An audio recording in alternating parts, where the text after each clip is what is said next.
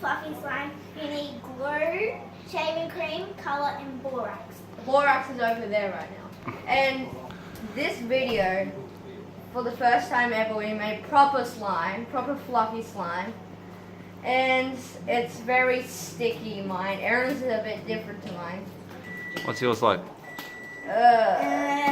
Fluffier. Mine's really squishy.